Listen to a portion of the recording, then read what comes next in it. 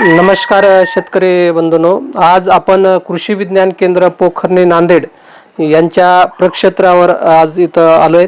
यामध्ये आपण कृषी विज्ञान केंद्र पोखर्णी नांदेडच्या वतीनं आज या ठिकाणी आझोला प्रोडक्शन म्हणजे आझोला उत्पादन कसं घ्यायचं आणि ते आपण जनावराला कसं खाऊ घालायचं या संदर्भात आपण आज त्या ठिकाणी ऐकणार आहेत।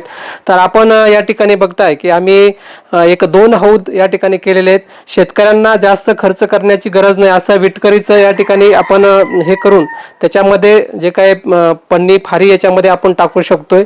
यामुळे पाण्याची गळती होत नाही आणि आझोलाचा बेड करताना खाली एक 5 किलो काळी माती, थोडं एक 5-7 किलो गाईचं शेण, त्यानंतर याच्यात पाणी टाकायचं आणि नंतर आझोला कल्चर आपण सोडायचं।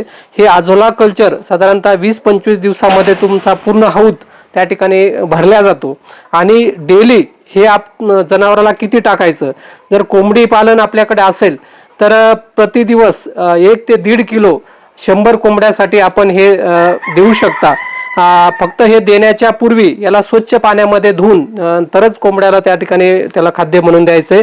या आझोल्यामध्ये म्हणजे कोणते घटक असतात तर प्रथिने असते, खनिज असते, जीवनसत्व असते आणि हे त्या कोंबड्यांच्या वाढीसाठी पोषण ठरू शकते। त्यासाठी आपण कोंबड्यांना सुद्धा हे खाद्य म्हणून देऊ शकता। तसेच जे दुधाळ जनावर आहेत तर दुधाळ जनावरांना सुद्धा आपण साधारणतः म्हणजे 1.5 ते 2.5 किलो प्रति दिवसाला आपण हे खाद्य म्हणून देऊ शकता। याच्यामध्ये दुधाचं जनावराचं उत्पादन वाढवण्यासाठी याचा फायदा होऊ शकतो। आणि हे सगळं जे देखरेखीचे जे काम आहेत आमचे शाळेतील आमचे मारुती मामा ह्या ठिकाणी हे सगळं पाहत असतात। त्यांचं देखभाल करणं, पाणी कमी जास्त करणं, शेतकरी ज्यावेळेस आमच्याकडे येतात ते त्यांना विकत सुद्धा या ठिकाणी देत असतात। तर सगळे हे काम आमचे मामा इथं करतात। तर अजून काही याच्याबद्दल जर शेतकऱ्यांना काही इच्छुक माहिती असेल, शेतकऱ्यांना कोणाला करायचं असेल तर निश्चितच कृषी विज्ञान केंद्राला आपण भेट देऊन या ठिकाणी याची पाहणी करू शकता। धन्यवाद।